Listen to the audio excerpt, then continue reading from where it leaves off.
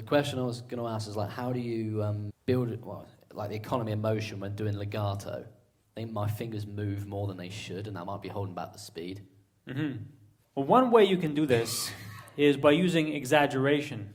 Exaggerate what the problem is temporarily so that you can then scale back to doing it normally. Now, the reason why you would want to exaggerate problems sometimes is because sometimes when you play something where the fingers are flying away from the guitar, you're used to already doing that, and it doesn't feel abnormal to you. It feels like you are under anesthetic. Like, you know, when they operate on you, they inject you with anesthetic so you don't feel it when they cut you open and stuff like that. Yeah. Yeah, it's kind of the same thing because you're so used to doing it with the fingers already moving a certain distance away, which is already bad, and you're not really noticing it as anything abnormal. So if you exaggerate it, all of a sudden it feels normal, and it feels now strange, when you start doing it more than you are even used to. And then when you back off, usually what happens is your fingers relax more and they get closer to the guitar. That's one way to do it. So you exaggerate, then you scale back. So when you practice this, it could be like 5 repetitions of doing it exaggerated, 5 repetitions trying to relax. Then you just rotate for like 10 minutes, 5 repetitions exaggerated, 5 repetitions relaxed, 5 normal, 5 relaxed. Actually, try that right now. All right. So take a lick and play it 5 repetitions, like totally exaggerated. There's going to be sloppy. There's going to be mistakes in there. That's fine. And then when you back off, they're going to relax more. So try it, please. All right.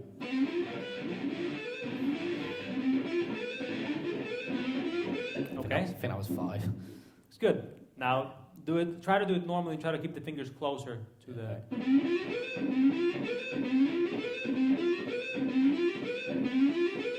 Okay. So that wasn't perfect. The notes weren't perfect, but the motions were actually better than when you first came up here.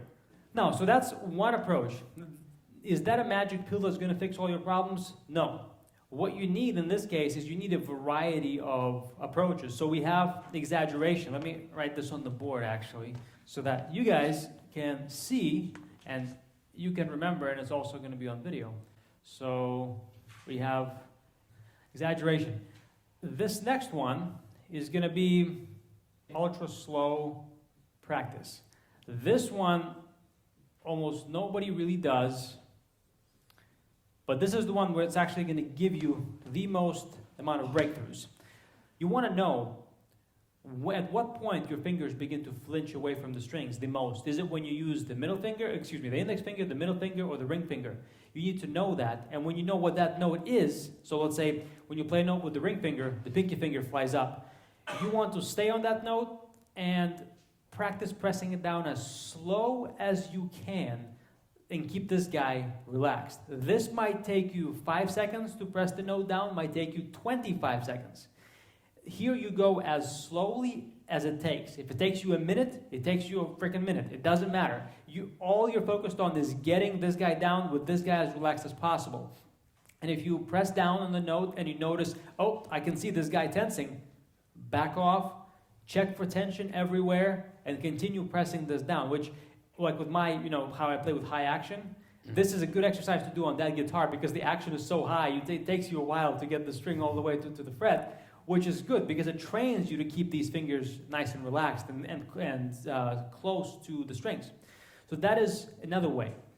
So for example, on Monday you might do exaggeration, on Tuesday you might do ultra slow practice, on Wednesday you might, let's say you have 20 minutes to practice this, you may do 10 minutes of exaggeration, this 5 repetitions with exaggerated motions, 5 repetitions normal, and then 10 minutes you might do this ultra slow practice. So this way you're not doing one thing for an extended period of time, you're focusing on, you're using a variety of methods to get through this. Okay. Does that make sense? Yeah, that makes sense. Yeah, so another thing you can do is slow, then fast. And that would be like 4 repetitions slow, 2 repetitions fast. And slow would be like 50% of your top speed. Okay. So the way that works is if you play this lick at about half of your top speed, you focus on keeping the fingers as close as possible. And after those 4 repetitions, you speed up from 50 to 100. So you don't go from 50, then 51%. You don't do that gradual build up. You go from 50 straight to 100. Okay.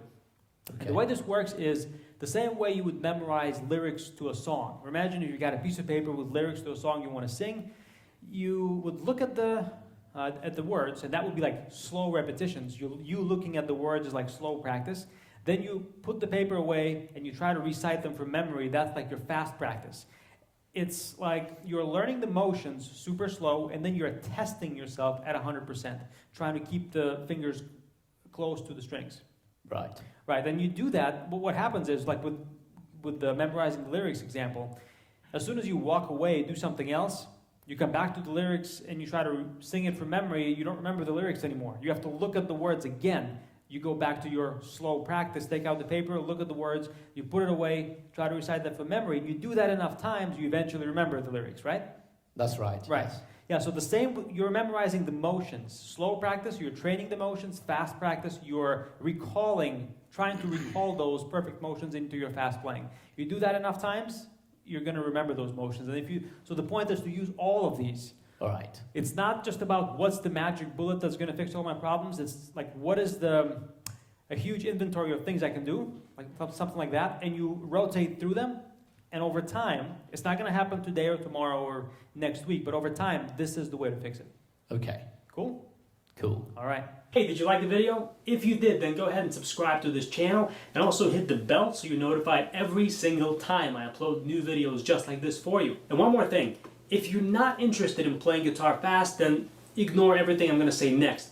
But if you've already tried the old starting slow and gradually building up speed method and you've hit a plateau and you already know that the traditional methods for building speed don't really work all that well, hit the link below and I'm going to show you a new and different way to build speed that most guitarists don't know about that helps you get faster without doing any slow practice. It's pretty cool. I taught it to hundreds of guitar players who paid thousands of dollars to watch me teach it live to them. You get to watch a recording of the masterclass. Just enter your email address and I'll send it right over to you. Hit the link below and I will see you soon.